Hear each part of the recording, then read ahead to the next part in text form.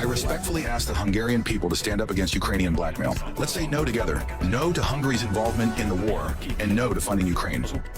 Hungary and Slovakia say enough is enough, suspending diesel shipments to Kyiv until Ukraine reopens Russian oil transit to their countries. Okay, another developing big story. Hungary and Slovakia have shut off their diesel supplies altogether to Ukraine. It follows the two states accusing Kyiv of failing to restore a key pipeline through which Russian oil flows to the EU nations. And it is just the latest in a series of troubles to land on Zelensky's desk, as RT contributor Rachel Marsden takes us. You can say that it's been an interesting few days for Zelensky, all right, in the why is everything on fire all at the same time kind of sense. Hungary and Slovakia are in a punch-up with the EU's favorite foster kid again, Ukraine, first up with the body slam to kick off another round of the EU's Unity Fight Club, Hungary. I would like to inform you that the supply of diesel fuel to Ukraine has been suspended, and the diesel fuel deliveries will not resume until the Ukrainians resume crude oil supply through the Druzhba pipeline to Hungary. I respectfully ask the Hungarian people to stand up against Ukrainian blackmail. Let's say no together. No to Hungary's involvement in the war, and no to funding Ukraine.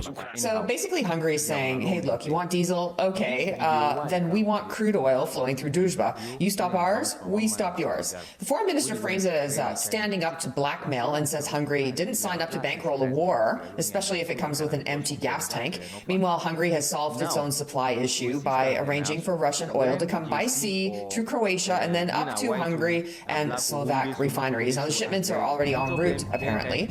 Quite the image, tankers having to chug all the way across the sea when a pipeline would do, all because the EU is so obsessed with anti-Russian sanctions and virtue signaling about unity that they'd rather member states have to resort to giving a giant middle finger to the environment and choke a polar bear on an ice floe with its carbon footprint, bringing it in by ship, rather than just turning on a tap and risking their girlfriend Zelensky having a massive fit. Now, Slovakia also sounds like it's fed up with Zelensky controlling fuel like he's the guy behind the counter at the last gas station around for miles, lording over the pump and refusing to turn it on until he feels that you've bought enough ding-dongs and Twinkies from his convenience store.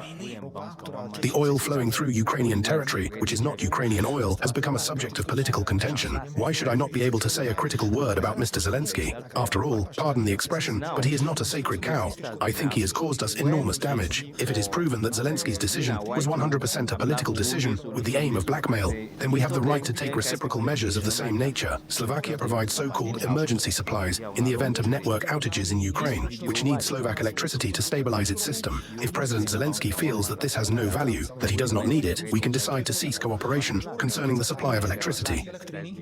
So the Slovak Prime Minister basically says, hey, look, we've been very generous with the electricity. So generous, in fact, that Ukraine got twice its expected yearly amount in January alone. And if Zelensky thinks that's no big deal, well, fine, then he can try stabilizing their grid without it.